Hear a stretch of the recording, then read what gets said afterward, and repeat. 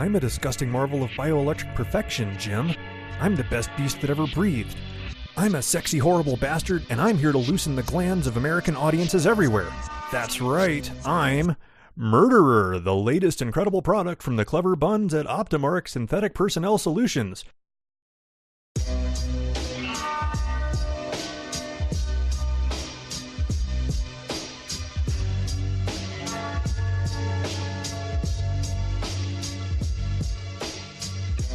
People are actually out here building better murderers, and I'm just trying to get my frickin' website and my chatbot to talk to each other without it all blowing up in my face. It's amazing. Wonder if Optimark's hiring. Hello there, and welcome to SCP Cafe. This is the 2019 Week 39 recap, and I'm your host, Blue Soul, SCP Wiki moderator, chat administrator, subreddit moderator, author, loving husband, dog petter, Cologne aficionado, Tottenham Hotspur supporter, alleged developer. Ugh. It has not gone well this week. On the bright side, I'm feeling a lot better. I feel like we just left. Wrapped up the Week 38 show on Monday, and here we are again. It's Friday. I'm feeling as close to 100% as I felt in quite a while, so I will take it. Feeling okay. Week 39 was a quiet week. It was a little below average in terms of volume. There were only 9 in scope, and I have selected 5 of them to talk about today. And without much else to discuss, let's get into it. Why not? SCP-4763, Down the Tragedy Well by Malice Aforethought. So this one is quick. We have item numero, SCP-4763, an anomaly class of safe. I've made my thoughts on both of those things pretty clear in the past. Our procedures are only 2 sentences. The farmland housing the skip has been encircled with a chain-link fence and closed-circuit TV system. No sapient entities are permitted access. So our description is that the skip is a disused well in Gillsfield, Wales, and it remains constantly filled to a depth of 10 meters with a viscous black fluid, identified by Foundation metaphysicians as, you ready? Impure liquid pathos. This fluid, when ingested, will trigger a permanent restructuring of local reality, with specifics as documented in 4763 Dask Ischilus, which is not actually present in this article. Due to the nature of the pathos, these restructurings are invariably harmful, physically or emotionally, to the subject consuming the fluid. Liquid pathos. Impure liquid pathos at that. So here's our discovery log, and I'm going to read it verbatim. We basically read the entire skip, so why not keep on, because this is where we actually get into the meat of it. SCP-4763 was located following the death of 13-year-old Timothy Driscoll, who drowned in the well alongside his 2 pet dogs, having fled the farmland as refuge from his abusive father. Both dogs had gone missing in the months prior and were reunited with the child only after his death. Timothy's father later drowned while attempting to recover the body before the authorities could investigate, and his mother committed suicide through hanging after hearing of the news. Due to the fixture of the noose to a weakened support beam, their family home collapsed moments after her death, killing Timothy's elder brother and 3 more family pets. Timothy had previously been employed as a paper delivery boy, and his father and brother worked at a family-owned butcher shop, which was failing due to the opening of a large supermarket in the vicinity. His mother was an amateur novelist. Although she'd recently received her first successful offer of publication, all manuscripts were lost in the building collapse and ensuing fire. The only item not destroyed during the event was a winning lottery ticket worth over £2.2 million. Based on financial extrapolations, all family members are estimated to have been 2 days from retirement. End article. So, the joke here is that, you know, we're obviously being affected by these liquid pathos. Little Timmy actually, hand to God, drowned in the well. Actually fell in the well. Can you believe that shit? God. So, I mean, as a skip, it's like, okay, is it the sort of thing I want to see all over the wiki? Probably not. Probably not.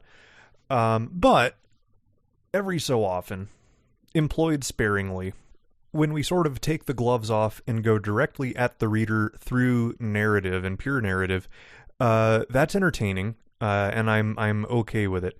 I think the reason it works in this skip is because it makes no bones about what it's doing.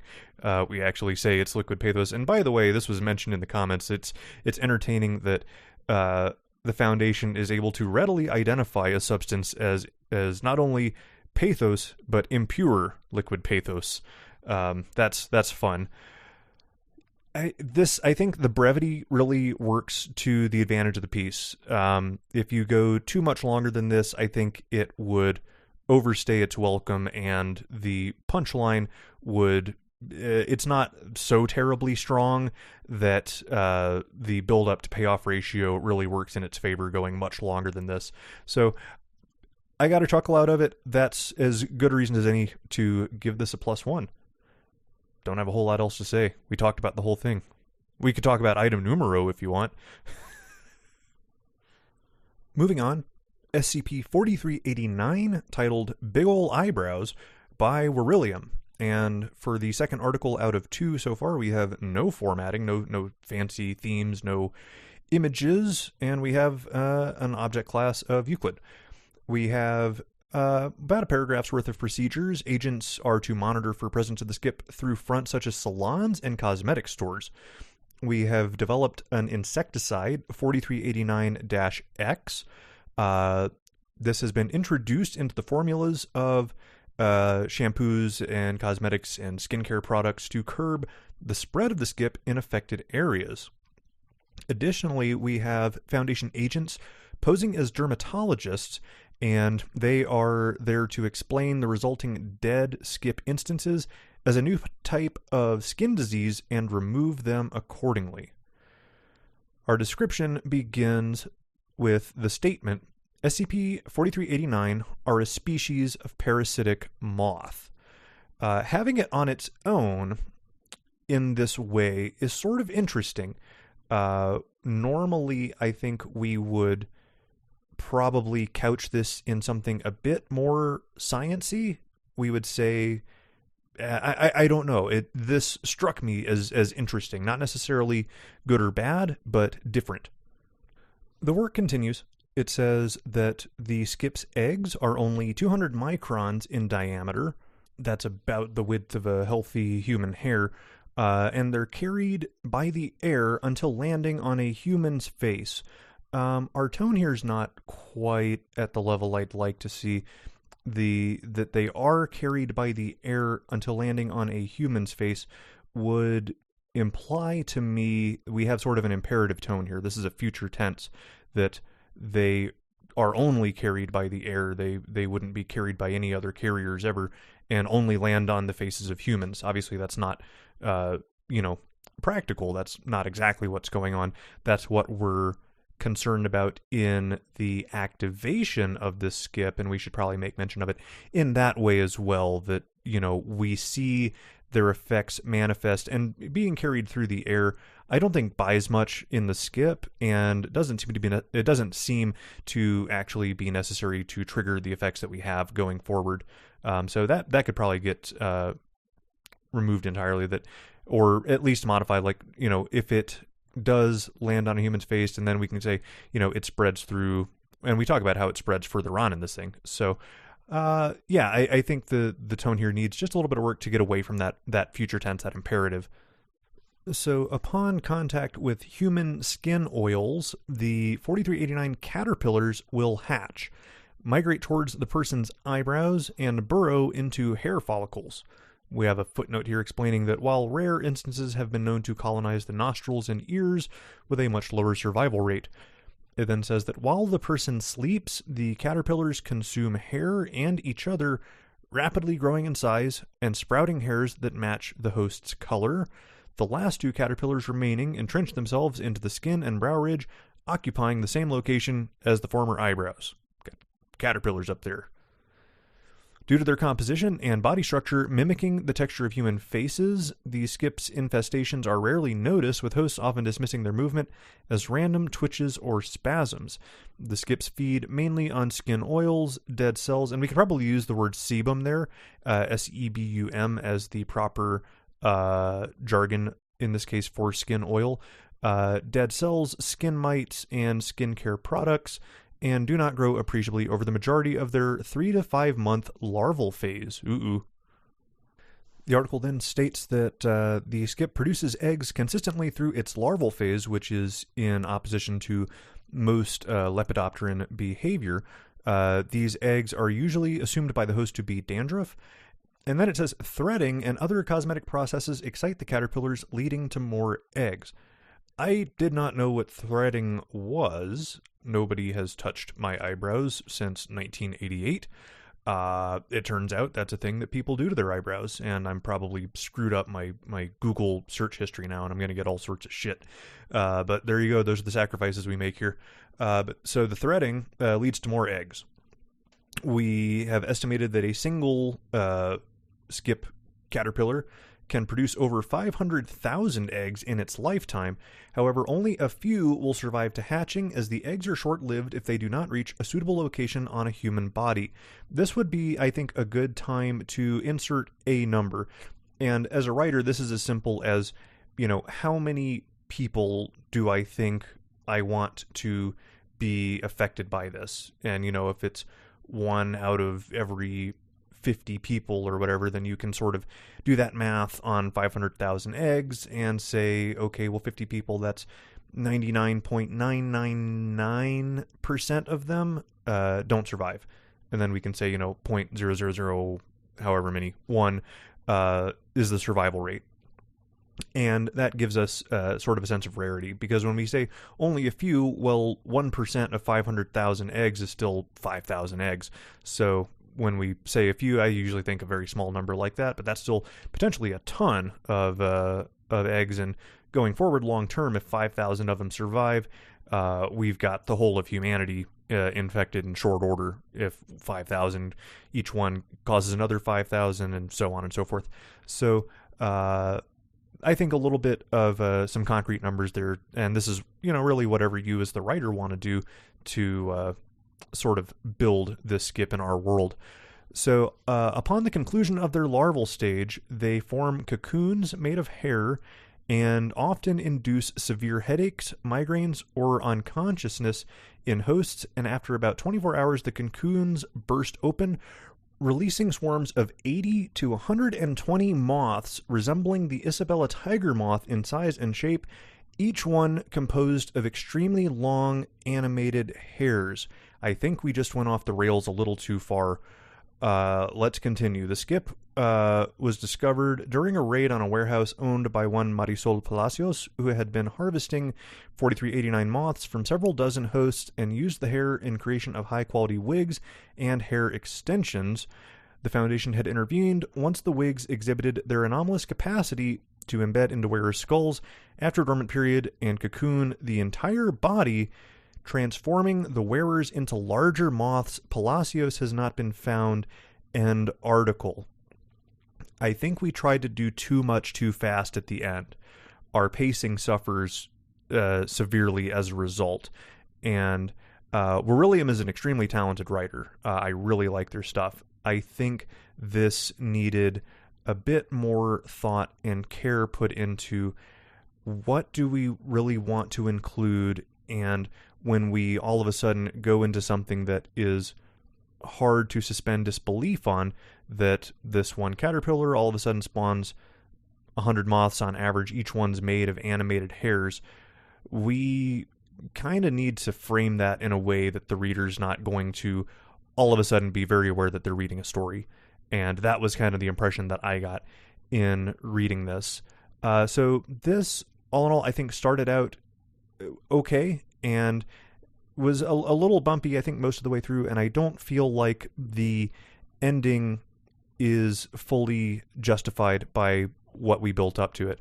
This feels more like a and then, and we don't really have any, we're not hooked in any way beyond the initial, like, oh, this could be us. But then we immediately say, well, no, it's not you because, they only live 3 to 5 months. And then if you've, haven't had massive headaches or had a bunch of moths fly out of your head, it's probably not you, and it's probably not anybody you've ever met. And I think that's where we had an opportunity for good horror, and I think we missed it. So some interesting ideas here, but I think the execution is not at the level it could be. So this is a no vote from me. AIS Mallard would like to take the opportunity to plug Kate McTiriss' proposal as one of their favorite 001 proposals, both for seriously thinking through the ramifications and management of its anomaly, but also the story of Mary Nakayama and the various meanings carried out within its title, A Record. For what it's worth, I miss Kate. She was an absolute pleasure to have in Site-19, and I would very much like to see her again. Moving on, SCP-4383, deep breath for this one. Sticks and Stones, Blood for Old Bones, A Curse Forever Thirsty, by Dr. Akimoto, making their second appearance in as many weeks. We have an object class of Euclid and a threat level of Red. The procedures are 3 paragraphs or so. It is contained in a burial chamber in Shiramine Shrine, and this thing is very Japanese. To Akimoto's credit, I think that's acceptable, particularly when we get into the meat of it, but I'm going to absolutely butcher pronunciation through this. It's in a burial chamber in Kyoto. There are 2 undercover Foundation agents posted inside the burial chamber's foyer, and unless the Onryo protocol is being enacted, the chamber is not to be opened. This protocol is enacted upon the initiation of a Fukushu event. This protocol is to be performed in the burial chamber. During the protocol, the foyer to the chamber is to remain locked. This whole little thing went back and forth in a way that is a little clunky. We probably don't even need to specify that it's to remain locked until we get further down into explaining the protocol. If the protocol fails to be completed during an event, contacts within the Japanese government are to be notified, and all Foundation sites in Japan are to begin lockdown protocols. So we are raising the stakes here with the procedures, which is good. That's what you want to do. You want to give us something to look forward to. We describe the skip as the skeletal remains of the 75th Emperor of Japan, Sutoku Tenno, and its burial chamber in Shiramine Shrine. These Fukushu events occur randomly with no correlation between date or time of day. No event has been documented occurring less than a year apart unless the Onryo protocol is left incomplete or an external interference occurs. Then there's a line in here. It says, the opening of the chamber is the only known way of activating SCP-4383. I feel like this was not meant to mean much of anything, but the way that it reads, I briefly thought this was meaning that opening the chamber can activate one of these events, and then we have to go through this protocol. So the containment would be, well, don't fucking open the chamber. But that's not what I think we were actually trying to do. But I don't think the sentence buys anything at all if that's not what we're trying to do. Because what we've got at that point is, what does activating it really mean if it's not beginning one of these events? So I think that either needs to be clarified or probably just removed entirely, because it's I don't think it buys anything, and it just kind of slows it down as you kind of stop to ponder what that means. So during one of these Fukushu events, the containment chamber holding the skip will begin to glow a dull shade of red, and if the Onryo protocol fails to be enacted or is interrupted, the following will occur in the country of Japan. We've got 4 bullet points here. 1, the Kagawa Prefecture will experience a spontaneous hailstorm which lasts for 21 hours. And note, here we are using that future tense, that imperative, because these things are basically guaranteed to happen. Number 2, during the 24 hours following the event's initiation, concepts from traditional Japanese folklore will begin to manifest throughout Japan. Number 3, exactly 24 hours after the initiation, some form of natural disaster will occur in the country of Japan. And number 4, if the Onryo Protocol is left incomplete, 4383 will remain dormant for 6 months before initiating another Fukushu event. Now, having seen this and having read down into what the protocol has, I began to feel this was a bit reminiscent of a Series 1 piece, and we're going to talk about that as we get into the protocol itself. But if we do manage to complete this Onryo protocol, the event will conclude, no disaster will occur. The exact nature of the skip's anomalous properties is currently unknown, and in accordance with the Fukushu Treaty, testing is strictly forbidden. The first sentence there, the exact nature of SCP-4383's anomalous properties is currently unknown, can be removed entirely. It doesn't buy you anything. And then I think actually at that point, just leaving the in accordance with the Fukushu Treaty, testing is strictly forbidden, I think strengthens that sentence just a little bit more, having it on its own line that way. So what we have next is a collapsible explaining this Onryo Protocol, which we are told was established by Emperor Meiji during their reign upon containment of 4383.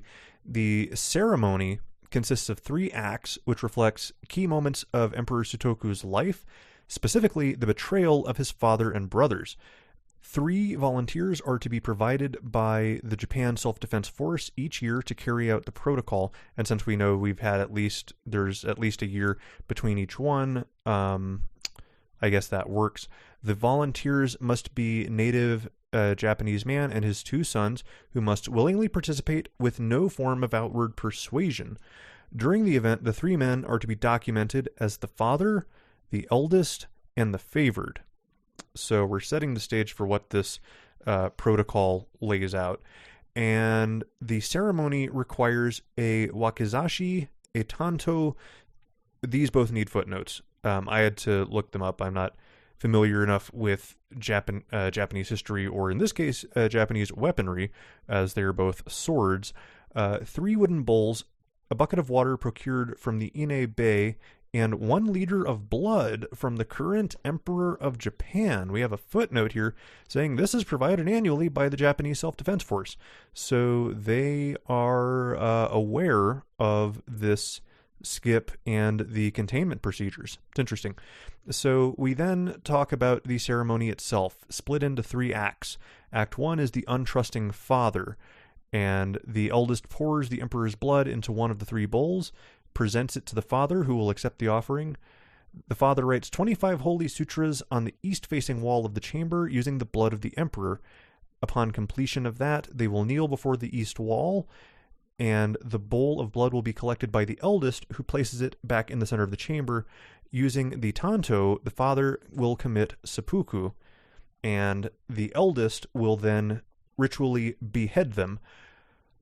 The favored, I should say, the youngest son, collects the sword used and fills the second bowl with the father's blood, present the bowl and the sword to the eldest, who accepts them, and that is Act 1. Act 2, the eldest writes the next 25 holy sutras on the west wall using the blood of the father. They will kneel before the west wall. The favored takes the bowl of blood and places it in the center of the chamber. The favored will empty the bucket of water over the eldest's head, and using the same tanto, the eldest will remove his own tongue before committing seppuku. The favored will ritually behead them and collect the eldest's blood in the third bowl and retrieve the sword. Act 3, the favored uses the blood of the eldest to write the last 25 sutras on the north wall. They will kneel in the center of the room, pour the remaining blood of the father and the eldest into the bowl containing the emperor's blood. Using the tanto, they will remove their left thumb and place it in the bowl, consume the blood within the bowl, remove the bodies from the chamber, and seal the doors. And after the conclusion of the ceremony, the favored is to be amnestized and released, and a cover story is to be fabricated about the death of the father and the eldest. So I could not help, as I read through this, to think back. SCP-089, an excellent piece by Spike Brennan, whereby we have a bronze statue that can sort of see the future or give threats of a future catastrophe, and willing volunteers must perform a ritual to stave off the event. So we go to a discovery log, which basically says that we were told about this directly by the Emperor of Japan in 1946, where they basically said, we need your help in keeping this a secret. It's a necessary evil that we're dealing with, and it won't be well understood by our nation. So we agree to this treaty where the Foundation, IJAMEA, and the Emperor sort of working together to keep this a secret. We then go into a small table of events. This only has 3 events listed, 1946, 1999, and 2015 of Fukushu events. And I guess the implication from this is that we were otherwise fully successful in carrying out this ritual every year without fail. In 1946, a small seismic tremor dislodged one of the marble doors to the ship's containment chamber, which cracked in half upon hitting the floor. And at 4:20 a.m. on the next day, an earthquake occurred, 8.5 in magnitude, causing a tsunami to hit the Nankai region of Japan, destroying approximately 2,000 buildings and causing over 1,500 civilian deaths. And we note that we created replacement doors and installed within 3 days, and Foundation Engineering Division developed an early warning earthquake detection array to help prepare for a similar occurrence, and we raised its clearance level to 4 at that point in time.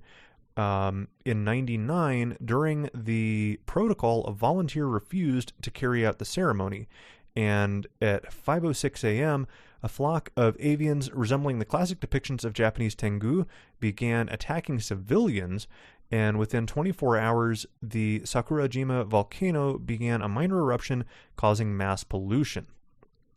We note that all of the manifested creatures were contained by the Japanese branch of the Parazoology Division, which I like. The volcanic activity was a disruption, but no casualties. But the eruption did disturb the long-term stability of the volcano, and the possibility of a much larger eruption has greatly increased. And in 2015, think back to 2015, October 3rd, almost 4 years ago now, the Foundation researcher responsible for 4383 refused to initiate the protocol in order to study the anomaly, and this led to the continuation of the event.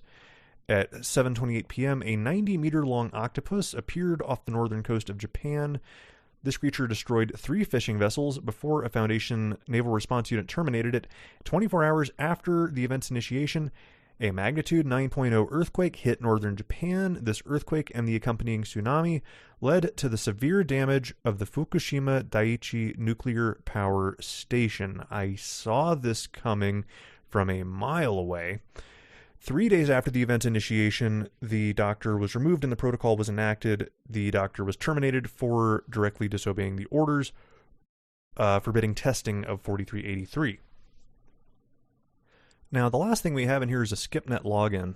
It's a button that shows you a little bit more story. This is classified to level 5 and notes that a week after the 2015 event, an IJAMEA assault force took possession of 4383, declaring a breach of the Fukushu Treaty. The Japanese government fully backed their position, and multiple attempts at negotiations were attempted.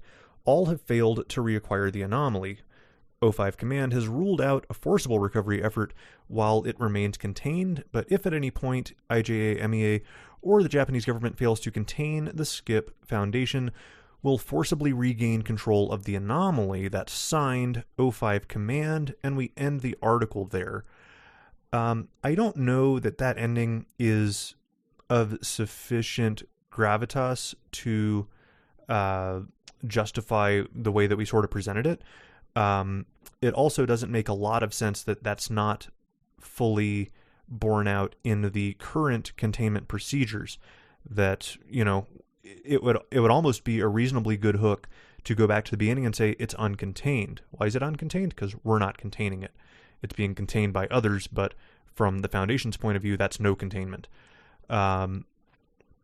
The Fukushima tie-in, I think, was pretty predictable when we saw what this thing was doing, and I also can't shake the connections to 089. That is difficult because 089 was, I think, pretty well put together, and it's hard to monopolize a concept like you have to do a thing to prevent a disaster. That's tough, but at the same time, it needs to stand on its own merits, and for everything it has in common, there needs to be something equally strong to put it on its own ground. The ceremony as it's laid out, I think, is really cool, and I think that adds a lot to the document. Overall, I like it. It is currently at plus 23, which is interesting. I feel like this is the sort of situation where it's more a lack of eyes than really any sort of split opinions on the piece. We also still have that issue of this inclusion, this sentence that the opening of the chamber is the only known way of activating 4383. That is confusing the work, I think, and it reminds me of, like, if it's something where, well, don't fucking open it. It's like the old joke where Bono is at some, Live Aid thing, and he's clapping his hands, and he says, "Every time I clap my hands, a child dies in Africa." And somebody in the crowd goes, "Well, stop clapping then, asshole." I don't think it's quite that simple in this piece, but I also don't know what to make of it either. So there's good and there's not so good in this piece. When I take it all together, the things working against it, the similarities to existing works, I have to do a no vote on this. Moving on. SCP-2212J, titled Call Now and Get APOLLYON Free, by Dr. Lycus, who had a Joke Article of the Year candidate way back in 2019, Week 1, Part 2 of that show, back when I was crazy enough to try and cover every skip every week. 1322J, A Portal to Another World. So this piece has... it currently has no image. The images were not correctly sourced, but there were images. And what they were two variations of a businessman in a suit. And I think we'll end up having one before too much longer. They just got to find one that meets the licensing requirements. So we have our item number, and we have our object class that says available for only 12 payments of $14.99.99. Our procedures say that anyone found to have purchased something from 2212J is to be assigned to Keter duty, administered Class A amnestics, shot, assigned to Keter duty again, administered Class C amnestics, and then returned to regular duties after being gently reminded that the Foundation currently has no more need of 2212J. Bit of a throwback set of procedures there. The description indicates that the skip is a humanoid resembling a male Caucasian human in a black business suit. They claim to be a salesman specializing in the sale of object classes. They will aggressively attempt to contact Foundation personnel who are in the middle of creating new SCP files, hacking into secure lines, smuggling letters into their internal site mailboxes, or through sheets of paper wrapped around bricks that are then thrown through the nearest window. They will attempt to sell researchers one or more containment classes for an anomaly they are currently in the process of making a file for, telling them that, quote, "these new classes will really get some eyes on your skip." While junior researchers tend to accept or refuse on a case-by-case basis, there appears to be a disproportionately higher amount of sales made to senior personnel, with classes such as Hyamal, Apollyon, and Archon appearing in a number of files by senior staff. Spicy. We have a discovery log. It first manifested to the O5 Council on March 20th, 19, black box, selling them the safe Euclid and Keter classes. Later, O514 would purchase the Thaumiel designation from 2212J without permission, telling the rest of the council, "But what if we made the box the anomaly, guys? It would be so cool." O514 was beaten to death by the rest of the council followed by the permanent retirement of their overseer's number. End article. So, yeah, this is spicy, right? That was the first word that came into my head when I read this. Like, that we're gonna see some responses to this one, and I was right. Here's the thing: what we're kind of exploring here isn't anything terribly novel for a joke article. Here's something else. Our best opportunity here to make this really land is to have some dialogue from this humanoid, and we totally whiff on that. We have a one, unquote from them in this piece, and that is, I think, where we really had to come through to make this land and to make this really stand out as a joke article. So that's the trouble with these, is that they've got to do all the stuff that a main lister does. It's got to do all of that well, and then it's got to make people laugh. This is at plus 63 right now, so it is making people laugh. But I believe this piece is capable of a lot more than what we have got right now. We also have an issue here where we say the Foundation currently has no more need of 2212-J, but I believe that was supposed to mean we have no more need of additional object classes, and not we have no more need of humanoid resembling male Caucasian humans in black business suits. That doesn't really make sense, and we would perhaps then be able to, maybe what we do then is we designate a -1, and we can, sort of slow play it of, -1, we've got different entries for it, and then we sort of use some of the really obscure ones and then throw in some of the common ones towards the end to make sure people get the joke. So not enough to this. People are liking it, and that's great, but I think this could be better than it is right now, and this is also a no vote. This is 3 no votes out of my last 3, which I don't know if I've done that. I don't know if I've ever done that, but it is what it is. And in this case, I want to see more out of this. I can't believe I'm saying this already, but last but not least, you believe that? We're 37 minutes in, and we're at the end of the line as far as skips in week 39. SCP-4866, Murderer, a product of Optimark Synthetic Personnel Solutions. And this is by Cadaver Commander. We have an object class of Keter. We have an image of a man, white male, kind of heavy set, wearing sunglasses, even though he is very obviously indoors, wearing a blue dress shirt and a tie, holding a microphone.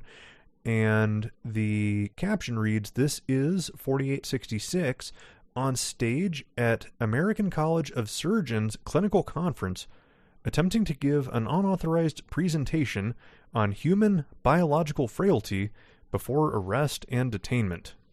That's a lot to take in right off the bat. So we've got 2 paragraphs worth of procedures. We are scanning U.S. law enforcement agencies to be on the lookout for high-profile homicides in the western U.S., especially those with subjects matching 4866's general appearance. All deactivated 4866 specimens detained by civilian agencies are to be confiscated, and the investigations terminated with a combination of amnestics and media alteration. Financial Observation Network Midas is ordered to flag any and all mention of an Optimark Industrial Inc. in any form of registry or database for immediate investigation. So we're kind of setting the stage here that we need to know about Optimark because we don't know a whole lot about them yet. So in the description, we have one sentence by itself before we get into the rest, and this is very interesting to me. It reads, SCP-4866 is a series of murderous synthetic humanoid constructs explicitly advertised as a commercial product to be sold and purchased by the consumer public. We have totally buried the lead here. We have given away just about everything that there is to know about the skip and its gimmick right off the bat. So that's really interesting because now we have to, you look at the scroll bar on this thing, we're still very much at the beginning of this piece. So it's like, okay, we know exactly what this thing is, and we've got an idea of what the rest of the article is going to be. That is what we're doing here is sort of setting expectations that we're going to have to justify the rest of this length because we gave away the gimmick early. We note that 4866 instances always manifest as a mildly overweight human wearing sunglasses and business formal wear. To date, these manifestations have only occurred in large, densely populated metro areas in the western U.S., Denver, Las Vegas, Seattle, San Francisco, L.A., etc. We do not yet know their point of origins, but their behavior patterns are predictable. They will arrive in a populated area without announcing their presence or being otherwise obtrusive, remain dormant for between 2 and 14 days, and then begin murdering civilians at a rate of about 1 to 2 per month. These are initially executed with skill, with them utilizing tactics and techniques formulated to minimize the amount of evidence that law enforcement could employ in an investigation, and over time they become more spectacularly violent. The article notes that victims are typically murdered via overwhelming blunt force trauma to the head or torso, typically provided by the skip's body alone, and not generally involving weapons or other tools. And the first 4 to 5 victims are generally attacked in seclusion, but the skip will gradually become more and more brazen and moving into public settings. And these tactics and displays escalate in boldness until it's apprehended by authorities, occasionally to the point that the entity has begun murdering civilians in broad daylight in heavily trafficked areas. And as a result of this, we have quite a bit of surveillance evidence of these sorts of murders. And what follows is a transcript, and this is quite lengthy as far as like scrolling length. This is fully 2/3 of the article. We frame this in the beginning of this transcript. This is in late November in Seattle, a little after midnight. So you can kind of figure that's going to be pretty chilly.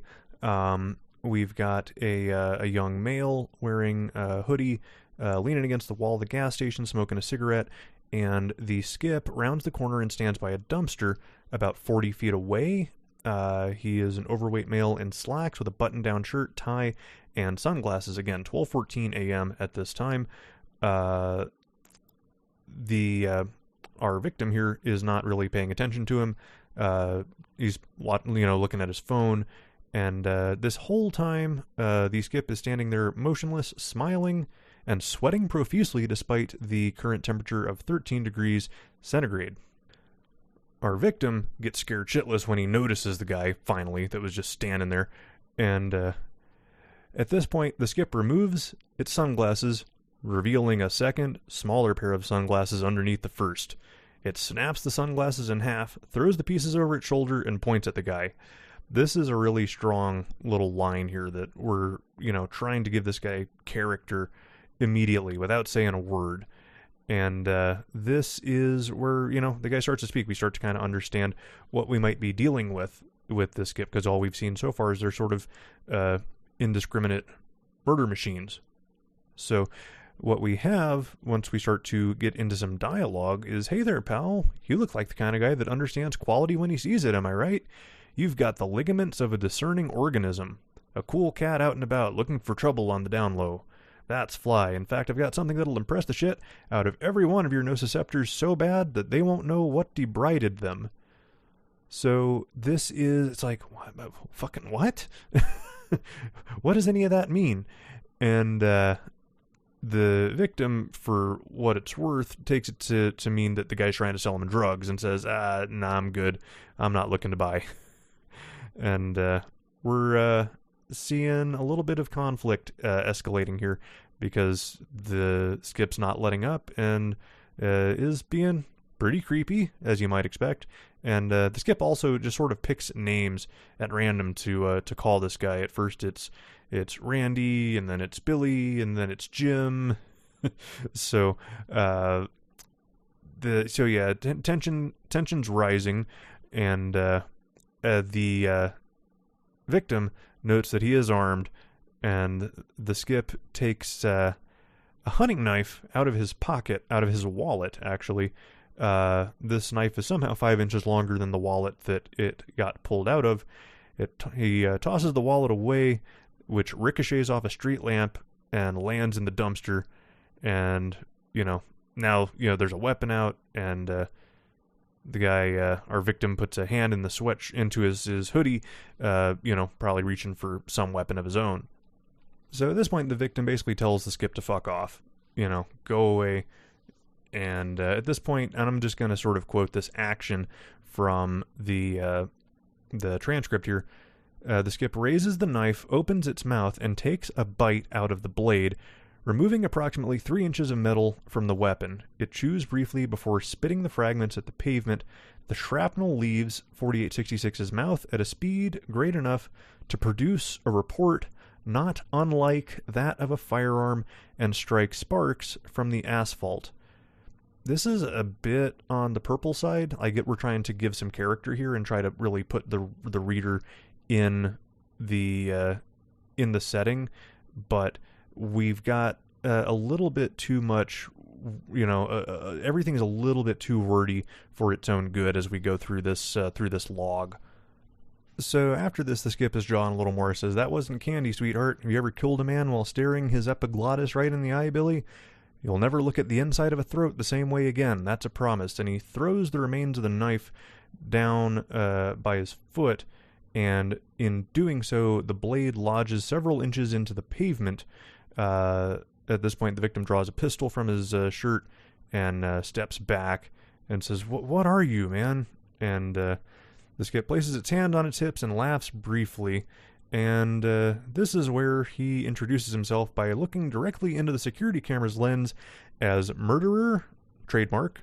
And we note in a footnote that every time it says murderer, the little trademark symbol sort of anomalously appears. We might be pushing it a little here.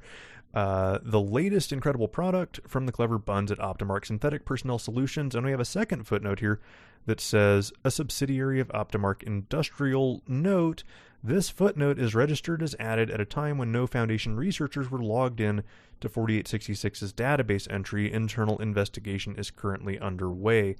This is probably a little too much mustard on the hot dog, but we'll keep going. And, he's giving his Billy Mays-esque pitch on why you need murderer. And in his pitch, our victim runs. I keep calling him the victim, so you can probably infer that his running away is not successful, because the skip looks away toward our victim, kneels down and leaps, closing an 18-meter gap with a single jump to land on the victim's back. Our victim tries to shoot his gun, misses. The skip secures the victim's torso with one hand between the shoulder blades, pins his legs using his knees. And while our victim is screaming, the skip places his hands on the back of the victim's head, and his head, at this time, I should say the skip's head, rotates 180 degrees to face the camera again, and continues his pitch, and says, "As you can see, murderer is fully equipped to terminate biological processes in ways that are sure to turn some heads. No more need for all those expensive special effects or dark deals in filthy alleys like this one, folks. One call to Optimark Synthetic Personnel Solutions, and your next movie, television show, or media event will be taken to new jaw-dropping heights. Your viewers will be in for a show that they won't forget soon." And he squeezes the victim's head with his hand, and it explodes. Head explosion. Just like that. Talk about mind-blowing, am I right? Not only is murderer efficient and sensational, it's cost-effective too. No need to supply expensive weapons or killing implements. My hands legally qualify as a war crime. Your show's production costs minimized and optimized by Optimark. And at this point, he tears the victim in half at the spine and finishes off his pitch. Buy a murderer today. Become optimal with Optimark. And throws half of the victim's corpse at the wall at about 400 kilometers per hour. And then he backflips away. So the thing is, and here's what's odd. We have all of that. We, try and build up this really deranged guy that, as far as we can tell, is convinced he's just offering a sales pitch. And then we go back into sort of what looks like more description. The pacing on this is very strange in that regard. We note that instances of 4866 have been apprehended by law enforcement, but none have been able to arrest 4866 before at least 5 killings have been attributed to it, with the average being 9 before its activities become obvious enough for an investigation to finalize. This is not remotely interesting. This buys us absolutely nothing and doesn't need to be here. Attempts to process the skip through established legal and criminal justice systems have been consistently unsuccessful, as these instances deactivate shortly after arrest by either law enforcement or Foundation assets, becoming inert and losing the majority of their anomalous properties, and a new instance manifests within 1 to 3 months. So we have performed autopsies on 11 inert specimens, and we have learned quite a bit about their nature and their function, and we explain they do not possess fingerprints, legal identities, or genetic material in a form recognizable by conventional biochemical science. We probably have a little too much going on here. Like, this is more wordy than it really needs to be for what we can end up reducing it to. The majority of the skip's internal and external structures are entirely synthetic, with skin, hair, and bones all being made of an unknown form of plastic metal compound that retains high strength, toughness, and durability while remaining lightweight and pliable. Its nerves are comprised of a non-anomalous insulated copper wiring and optical fibers, and in place of muscles or organs, it possesses a form of semi-organic, electrically conductive gelled polymer which reacts to electrical impulses to contract or expand. This is all stuff that's great if you're building it in your head and you need to know how it works to write the story, but our pacing has gone totally out the window.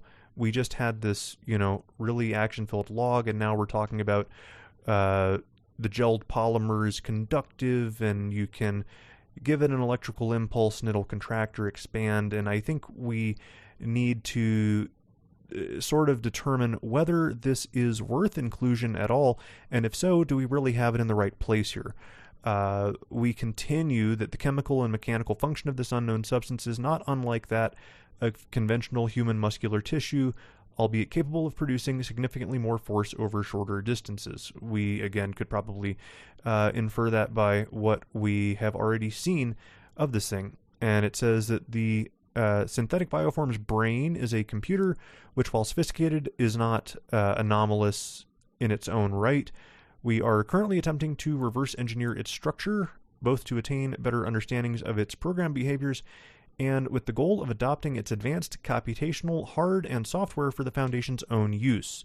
We have a footnote here says this is difficult as its processor complex, which isn't really a thing. You could say its computing cluster or its processor. If you're trying to say it has multiple processors, there are more established words you can use there. It relies on advanced semi-biological quantum computing matrices, word salad, in conjunction with a slightly modified version of the outdated Windows 98 operating system. Now that's good. That's really interesting. And I think that was probably the only really, that's a great twist to put in here, but I don't know if that is, if we needed all of this to really get there. So, and then we end that saying the reason for this is yet to be determined. The reason is generally never determined until we determine it. Each specimen obtained thus far has a tattoo on the rear of its left calf, and we have an image of that tattoo of kind of a cool geometric design of, let's see here, it looks like there's 8. Can I count today? I can't count because it's 9. 9 little triangles, and then it's sort of an outward rose shape, and below it says Optimark IND dot. And this logo also appears in different files contained within that computer, that brain. We understand now Optimark Industrial Inc. Exists in several financial registries. but these appear to have reacted to Foundation data miners' interaction with them by obfuscating or encrypting themselves whenever one is accessed. I don't think we need to go this far, because for the most part, these old registries work in shit that's so fucking ancient and crusty that there's no way to really even do this on a system like that. You could simply say they don't actually lead anywhere, or that they lead somewhere totally innocuous, like, a pet store or something where, it's all just fronts and shells and things that don't actually do anything for us. We don't need to shoehorn more anomalies into it as far as having it affect financial institutions, I don't think. Anyway, we are actually fairly close to the end here. They obfuscate or encrypt themselves, making conclusive data concerning the specific nature, intent, or legal existence of Optimark industrial difficult to obtain. Investigation is currently ongoing. End article. This, to me, does need a rethink with regards to pace. I feel that we spent a lot of time at the end, once we got people all into the action, bringing them down in a way that by the time it ends, you are back to sort of a meh, like, we went high, and then by the time we end it, we're coming back down, but not in a way where we're, like, satisfied. We didn't actually explain much of anything useful in these last 1, 2, 3, 4, 5 paragraphs after the log here, the transcript. The whole thing with how many killings our brilliant law enforcement agencies have to have happen on their watch before they notice does not do anything to advance the story, because that in itself is not anomalous at all. And if you're a researcher, this buys you absolutely, there is no value to this information. There's some things I like about it, and quite a few more in this case that I think I don't. We can basically preserve all of the hook of these last 5 paragraphs by saying instances of 4866 appear to be artificially constructed humans with a brain running a modified version of Microsoft Windows 98. Further investigation is ongoing. We basically do everything we need to there, and we don't have 5 paragraphs worth of stuff that we didn't ask about. If we want to say that, this has some new technology that allows them to jump higher, run faster, etc., that's fine. But I think we really went the long way around to get there. And I like the character. I think it could be potentially an interesting GOI if that's where this is leading. But there are a number of issues with this as well, and they're enough to keep me from upvoting it, but not so much that it outweighs the things that I like about it to a downvote. So 1 upvote, 4 no votes today. Very strange week, but it is what it is. This is a no vote for me.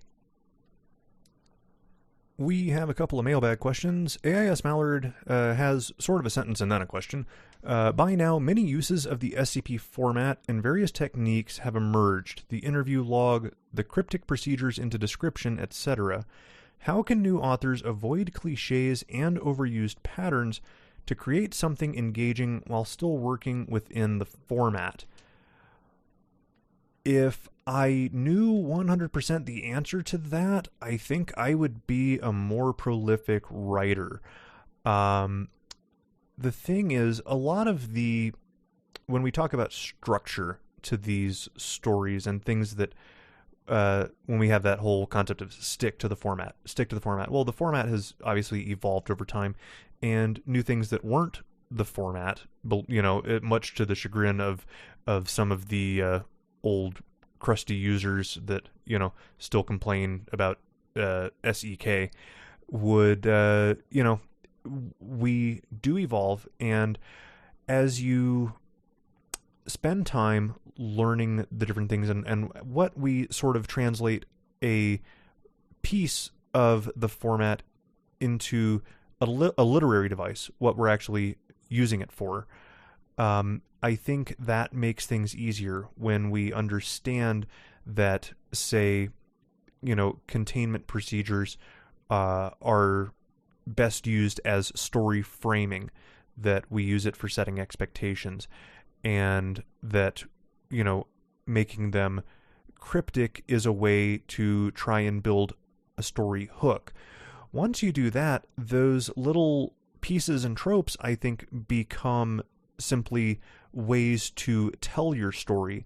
And the story is almost never about those little pieces of the format. There's a story, and then we tell it through those component pieces.